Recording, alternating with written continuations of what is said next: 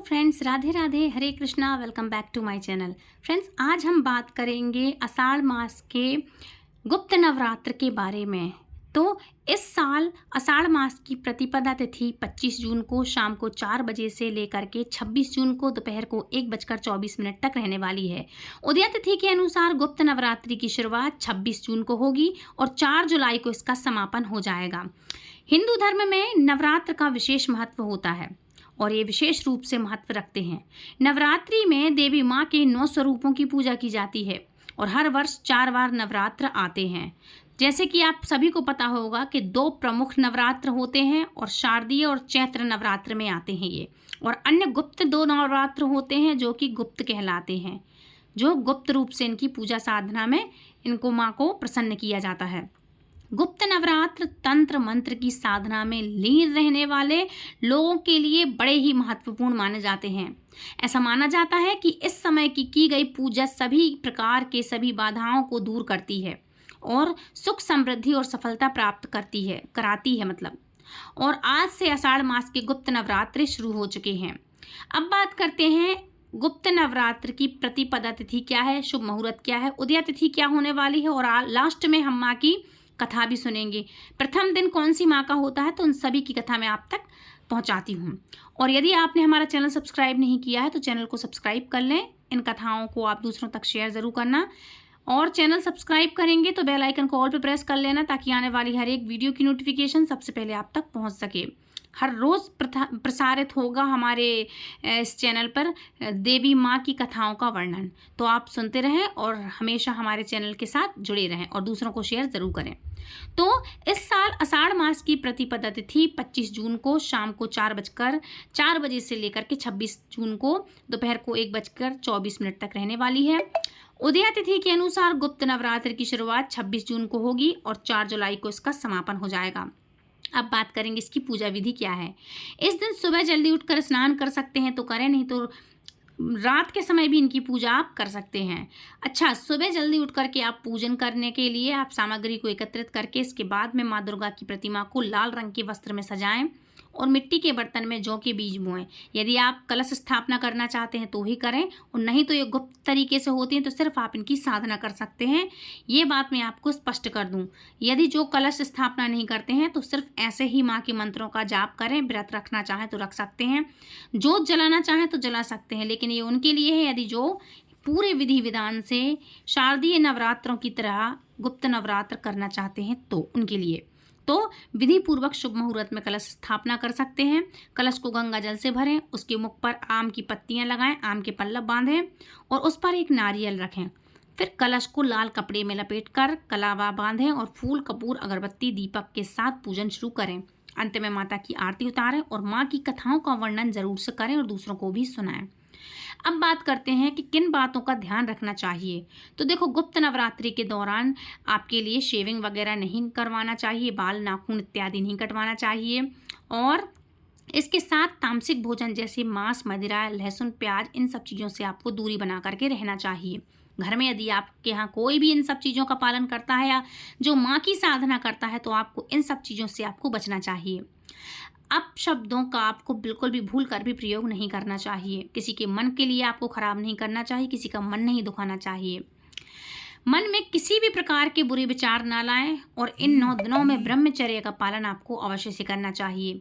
सच्चे मन से माँ दुर्गा की आप आज के दिन पूजा जरूर से करें और नवरात्रि में 9 दिनों तक आप माँ की सच्चे मन से प्रार्थना करें, पूजा करें, मंत्रों का जाप करते रहें। अब बात कर लेते हैं कुछ 1-2 उपाय बता दूं मैं। इसमें से एक उपाय है कि गुप्त नवरात्र के दौरान सुबह शाम दुर्गा चालीसा या दुर्गा सप्तशती का आप सच्चे मन से पाठ कर सकते हैं। इससे माँ बहुत ही ज़्यादा अत्यधिक प्रसन्न होती हैं। साथ ही पूजा में लौंग और बताशे का आप भोग ज़रूर से लगाएं। आप चाहें तो 9 दिनों तक इन सब चीज़ों का आप भोग लगा सकते हैं। इनमें शामिल करें आप लौंग, बताशे, इलायची, इन चीज़ों का आप भोग माँ को 9 दिन चाहें तो 9 दिन चढ़ा सकते हैं। सबसे महत्वपूर्ण होता है बताशे, लौंग। तो आप यदि व्रत रखते हैं तो आप भी इन सब चीज़ों को खा सकते हैं। सबसे इम्पोर्टेंट है कि यदि आप ये गुप्त रख रहे हैं और गुप्त में आप पूजा कर रहे हैं तो ध्यान रखें इसका प्रसाद आप बाहर वालों को ना दें, घर में ही सबको बांटें और आप भी इस प्रसाद को ज़रूर से ग्रहण करें। गुप्त तरीके से आप इनकी साधना करें। यदि आप कन्या भोजन करवा रहे हैं तो इनकी पूजा में भोजन कराएंगे यदि आप, तो जाहिर सी बात है ये सब चीज़ें खुल जाएंगी। तो आप इनकी पूजन भी ऐसे करें कि किसी को पता ना चले कि आपने गुप्त नवरात्रों के कन्या पूजन कराए हैं। आप चाहें तो बाहर जाके किसी मंदिर में कन्याओं को दान की चीज़ें दे सकते हैं, जैसे चुनरी है, प्रसाद है, भोग है, श्रृंगार की सामान है, सामग्री हैं, पढ़ने लिखने वाली कोई भी चीज़ें हैं, पुस्तकें हैं इत्यादि, ये सब चीज़ें दान कर सकते हैं, जिससे आपको पता ना चले कि आपने नवरात्रों का व्रत किया है, क्योंकि ये गुप्त होते हैं। इसलिए आप यदि दान धर्म करना चाहते हैं तो गुप्त में करें। माँ दुर्गा को लाल रंग के पुष्प अर्पित करना ज़रूरी है, रोज़ करें आप अर्पित, क्योंकि माँ इससे बड़ी प्रसन्न होती है, इनको बहुत पसंद है। और माँ दुर्गा के विशिष्ट मंत्र ओम एम ह्लीम क्लीम चामुंडाय विच्चय, इन मंत्रों का आप 108 बार माला जाप कर सकते हैं। ध्यान रखिएगा, यदि आप मंत्र करते हैं तो लाल आसन आपके लिए रखनी चाहिए, और लाल चंदन की माला से आप इन माँ के मंत्रों का आप जाप कर सकते हैं। रुद्राक्ष की माला है, चंदन की माला में, चंदन की माला, स्फटिक की माला, चंदन की माला भगवान श्री कृष्ण के लिए इस्तेमाल की जाती है। सफ़ेद स्फटिक की माला, लाल चंदन की माला या रुद्राक्ष की माला से आप माँ चामुंडा की, आप दुर्गा के किसी भी रूप की आप पूजा करते हैं तो इन सब मंत्रों का आप जाप कर सकते हैं, किसी भी मंत्र का, माँ दुर्गा के मंत्रों का। ध्यान रखिएगा, लाल चंदन की माला और लाल ही आपके लिए बैठने के लिए आसन रखना चाहिए। इससे माँ की पूजा में कहते हैं ये चीज़ें होती हैं तो माँ की पूजा पूरी होती है। इससे माँ अत्यधिक प्रसन्न होती हैं और अपने भक्तों के जीवन में खुशहाली लाती हैं। अब बात करते हैं माँ के प्रथम स्वरूप की पूजा, मतलब इनकी कथा के बारे में। पौराणिक कथा के अनुसार एक बार दारुक नाम के राक्षस ने ब्रह्मा जी को प्रसन्न करके उनसे वरदान प्राप्त करके देवताओं और ब्राह्मणों को प्रताड़ित करना शुरू कर दिया और स्वर्ग लोक पर कब्जा कर लिया। इसके बाद सभी देवता भगवान विष्णु और ब्रह्मा जी के पास गए। ब्रह्मा जी ने सभी देवताओं को बताया कि इस दुष्ट का संहार एक स्त्री ही कर सकती है। जिसके बाद सभी देवता भगवान शिव के पास गए और उन्होंने भगवान शिव को सभी बात बतलाई। जिसके बाद भगवान शिव ने माता पार्वती की ओर देखा और माता पार्वती इस पर मुस्कुराई और अपना एक अंश भगवान शिव में प्रवाहित कर दिया। जिसके बाद भगवान शिव के कंठ से विष से उस अंश ने अपना आकार धारण कर लिया। जिसके बाद भगवान शिव ने अपना तीसरा नेत्र खोल दिया। उसके इस नेत्र से विकराल रूप वाली माँ काली उत्पन्न हुई। माँ काली के ललाट में तीसरा नेत्र और चंद्र रेखा थी। माँ काली के भयंकर व विशाल रूप को देखकर देवता व सिद्धि लोग भागने लगे। जिसके बाद माँ काली का दारुक और उसकी सेना के साथ भयंकर युद्ध हुआ। माँ काली ने सभी का वध कर दिया, लेकिन माँ काली का क्रोध शांत नहीं हुआ और माँ काली के इस क्रोध से संसार भी जलने लगा। जिसके बाद भगवान शिव ने एक बालक रूप धारण किया और शमशान में लेट करके रोने लगे। जिसके बाद माँ काली उन्हें देखकर मोहित हो गईं। इसके बाद माँ काली ने बालक रूपी भगवान शिव को अपने गले से लगाकर अपना दूध पिलाया। जिसके बाद उनका क्रोध भी शांत हो गया। तो ये थी माँ की छोटी सी कथा। बात करेंगे अगर इनके मंत्र की, तो आपको ओम एम ह्लीम क्लीम चामुंडा विच्चय, ये माँ का मंत्र है। इससे आप माँ के मंत्रों का आप जाप कर सकते हैं। बात कर लेते हैं अब थोड़े सा शॉर्ट्स में, मैं आपको बताऊंगी इसके महत्व के बारे में कि महाकाली की ये जो गुप्त नवरात्रि हैं, इसका महत्व क्या है, कौन सी 10 महाविद्याएं हैं जिसके स्वरूप इनकी पूजा की जाती है। तो गुप्त नवरात्रों में 10 महाविद्याओं में माँ काली प्रथम रूप है। माँ काली जी का स्वरूप अत्यंत विकराल, भयंकर और मंगलकारी है। माँ काली का ये स्वरूप असुरों का नाश करने वाला है। यदि कोई भी व्यक्ति गुप्त नवरात्रि के दौरान माँ काली की पूजा करता है तो उसके ऊपर सामने असुरी शक्तियों का कोई भी असर नहीं हो सकता।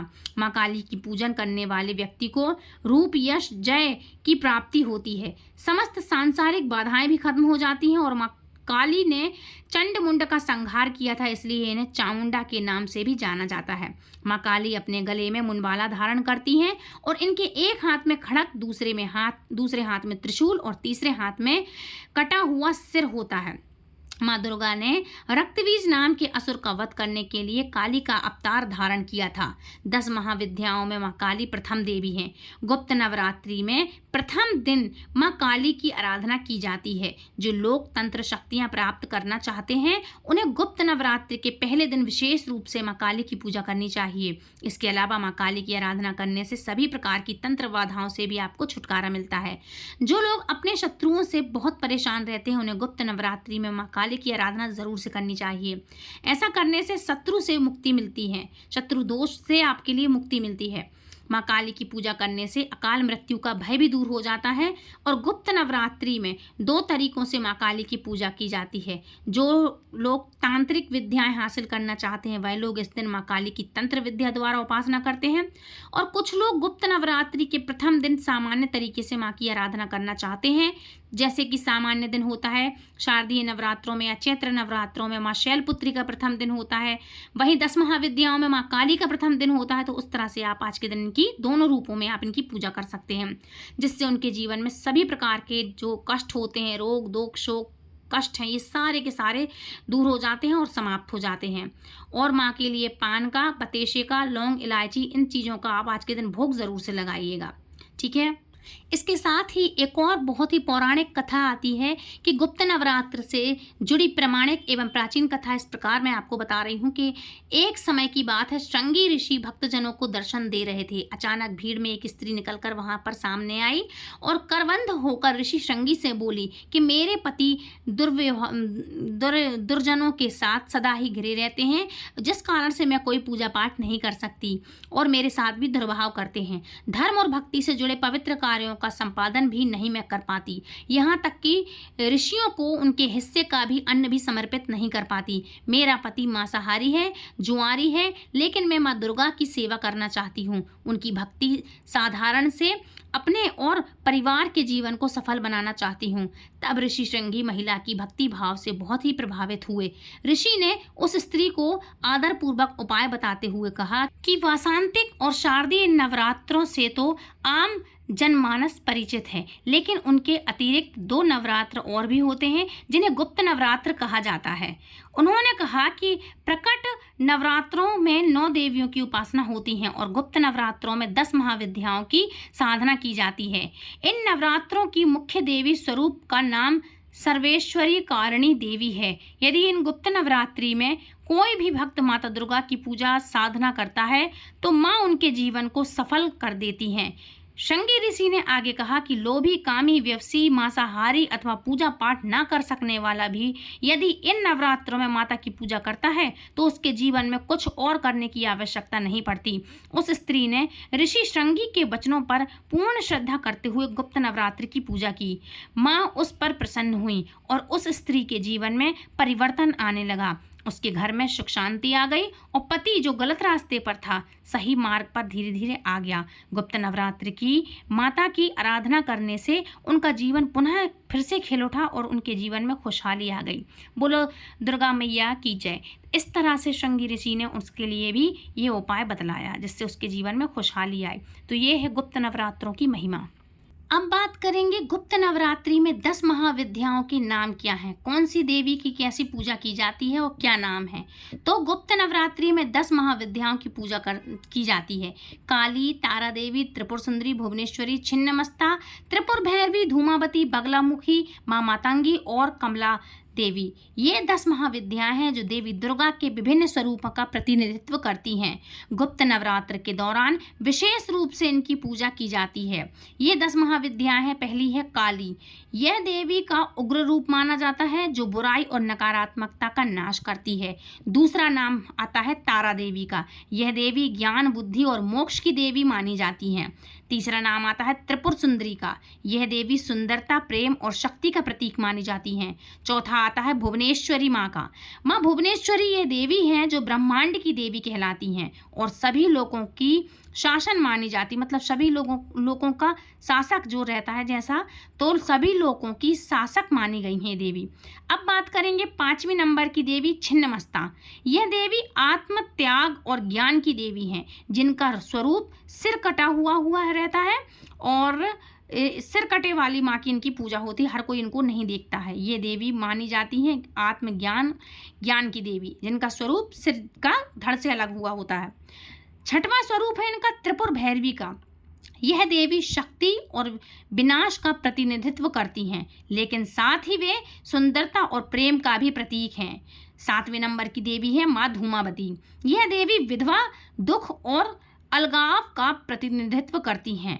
ध्यान रखिएगा कि धूमावती देवी है, इनकी पूजा सुहागन औरतें नहीं करती हैं, ना ही इनके दर्शन किया करती हैं। आगे इनकी भी कथा मैं सुनाऊंगी आने वाली हर एक वीडियो में, लेकिन हमारे साथ आप जब तक बने रहें। 8वें नंबर की देवी है माँ बगलामुखी। यह देवी शत्रुओं को वश में करने और उन्हें पराजित करने की शक्ति मानी जाती हैं, और ये उनको पराजित करने की, अपने दुश्मन है और अपने शत्रु हैं उनको पराजित करने की शक्ति रखती भी हैं। माँ मतंगी नंबर 9 पे आती है। मतंगी मतलब 9वें नंबर की माता है जो, वो है माँ मतंगी। यह देवी ज्ञान, संगीत और कला की देवी मानी गई हैं। अगला नंबर है नंबर 10 माँ कमला। तो कमला देवी नंबर 10 है इनका नाम, मतलब 10वें नंबर की देवी आती है कमला देवी। तो यह देवी धन, समृद्धि और ऐश्वर्य की देवी मानी जाती है। गुप्त नवरात्रि में इन 10 महाविद्याओं की पूजा करने से भक्तों को विभिन्न प्रकार के लाभ मिलते हैं, और जैसे कि ज्ञान, शक्ति, धन, बुद्धि और सुख समृद्धि आपके पास आती है और माँ बड़ी प्रसन्न होती हैं। इसके साथ ही कुछ ऐसे और मुहूर्त हैं जो सर्वार्थ सिद्ध योग भी बना रहे हैं इस बार। तो देखो 26 जून नवरात्रि की शुरुआत तो आज के दिन से हो रही है, आज का पंचांग ही ये है, और आज के दिन सर्वार्थ सिद्ध योग भी बन रहा है। सर्वार्थ सिद्ध योग सुबह 8:46 से लेकर के 27 जून को प्रातः 5:31 तक रहने वाला है, और इस योग में किए गए कार्य में सिद्धि होती है, मतलब सिद्ध होते हैं। घट स्थापना को यदि आप करना चाहते हैं तो आप कलश स्थापना के नाम से भी आप कर सकते हैं, घट स्थापना, दीप जला सकते हैं। और गुप्त नवरात्र में घट स्थापना का शुभ मुहूर्त जो रहने वाला है प्रातः 9:09 से लेकर के 11:34 तक, और अति शुभ योग रहेगा ये। इसके बाद सुबह 11:34 से लेकर के दोपहर को 1:24 तक शुभ रहेगा, और गुप्त नवरात्रि गुरुवार से प्रतिपदा तिथि से शुरू होगी। इस दिन पृथ्वी पर अग्निवास होगा, और अग्निवास पृथ्वी पर होता है तो हवन, यज्ञ आदि विशेष लाभकारी, सफल एवं फलदायी जो भी चीज़ें होती हैं वो फलदायी मानी जाती हैं। आज के दिन देवी माँ को प्रसन्न करने के लिए दुर्गा चालीसा का पाठ आप जरूर से करिएगा। ध्यान रखिए, मैंने हर एक वीडियो में आपके लिए बताया, चैत्र नवरात्रे हो या चाहे ये शारदीय नवरात्रे हो, मैंने हर वीडियो में, आप मेरी प्लेलिस्ट में जा कर के चैनल पर जाएंगे तो देख सकते हैं दुर्गा सप्तशती का पाठ, पूरे के पूरे पाठ हैं, तो आप जाएं और देख सकते हैं। तो फ्रेंड्स, ये थी आज की जानकारी, मैंने आपको सारी जानकारी दी है। आई होप आज का वीडियो आपको पसंद आया होगा। यदि वीडियो पसंद आया है, आपको अच्छा लगा है, तो दूसरों को शेयर ज़रूर करें।